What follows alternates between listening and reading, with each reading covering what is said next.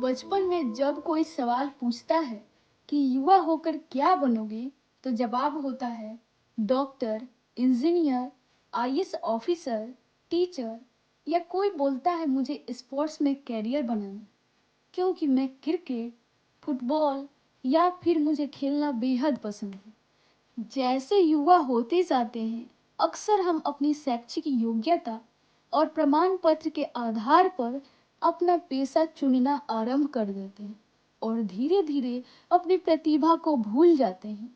यही नहीं, हमारे पेरेंट्स और समाज भी हमारी रुचि और विशेषता की उपेक्षा करता है और धीरे धीरे हमारी प्रतिभा लुप्त होने लगता है। एक बात आप सभी के साथ हुई होगी।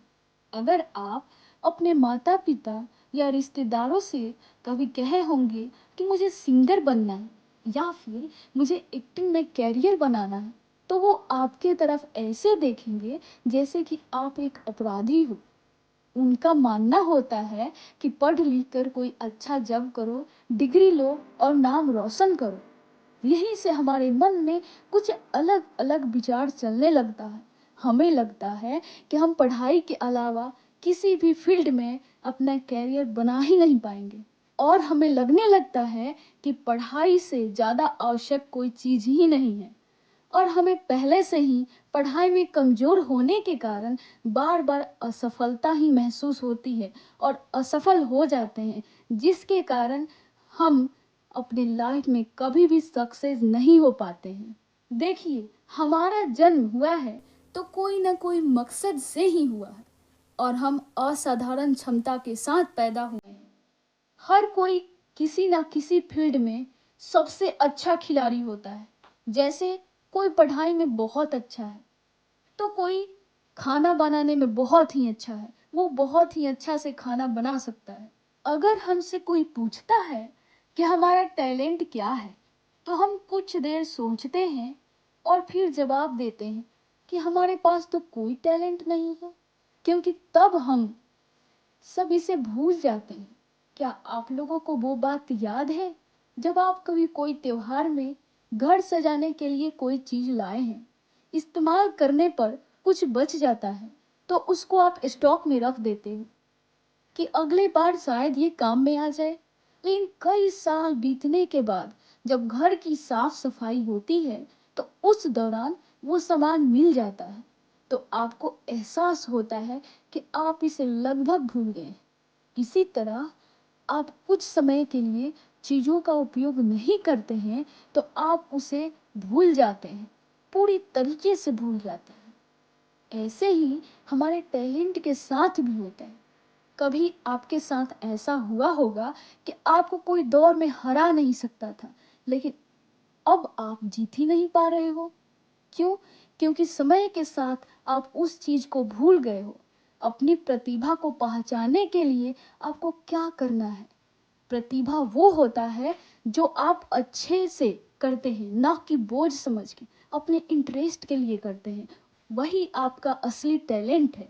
महात्मा बुद्ध ने भी कहा था कि यहाँ सभी को उपहार दिया गया है, लेकिन हम में से कुछ ने अपना पैकेज ही नहीं खोला है। आप अपनी प्रतिभा को कहाँ ढूंढ सकते हैं? आप अपने हॉबीज को किस तरह देख सकते हैं? आप अपना कैरियर कहाँ बना सकते हैं? आप शिक्षा के फील्ड में अच्छा कर सकते हैं, लेखन, बोलने की कला, प्रोग्रामिंग, डिजाइनिंग, कर्मचारी या ग्राहक के रूप में हो सकता है। इसके अलावा अगर आपको घर सजाना या खाना बनाना या खेलना हो सकता है, कुछ भी हो सकता है जहाँ पे आप अपना कैरियर बना सकते हैं। पता है, कभी कभी हम अपनी प्रतिभा को केवल इसलिए अनदेखा कर देते हैं क्योंकि हमें हमारा हॉबीज साधारण सा लगता है कि ये तो कोई भी कर लेता है, ये तो एक सामान्य कार्य है या डेली का कार्य है। किसी किसी को खाना बनाना बहुत अच्छा लगता है, वो घर परिवार को खाना बना के खिलाना बहुत ही पसंद करता है। उनको पता है कि वो खाना अच्छा बनाते हैं या बनाती है, लेकिन वो सोचेगी या सोचेगा कि यह तो प्रतिभा नहीं हो सकती, ये तो सामान्य सी बात है, नियमित काम है, ये तो हर कोई कर लेता है। लेकिन यह भी एक प्रतिभा है। अगर आपसे कोई पूछता है कि आप में क्या टैलेंट है तो गर्व से कहें कि मुझे खाना बनाना अच्छा लगता है, मैं खाना अच्छा बना सकता हूँ या खाना अच्छा बना सकती हूँ। यदि आप अपनी प्रतिभा की सराहना न करेंगे तो दूसरा कौन करेगा? अगर आप सामने वाले व्यक्ति से अपने प्रतिभा के बारे में बताएंगे तो हो सकता है कि इसको विकसित करने के लिए कोई नई दिशा मिल जाए। इसलिए बहुत लंबा इंतजार न करें, अपने आप पर भरोसा करें और अपने दिल की बात हमेशा सुने, न कि किसी की। एक बार जब आप अपने दिल की बात सुन लेते हैं तो एक्शन जरूर ले, बेकार बैठे ना रहे। और हाँ, सही समय या अवसरों का प्रतीक्षा न करें, इसलिए अपनी प्रतिभा का उपयोग करें। पहला कदम उठाए और एक्शन ले, आगे का रास्ता खुद ब खुद मिल जाएगा। चार लोग क्या कहेंगे ये बिल्कुल भी मत सोचें और अपने दिल की बात सुने और अपना काम हमेशा करें।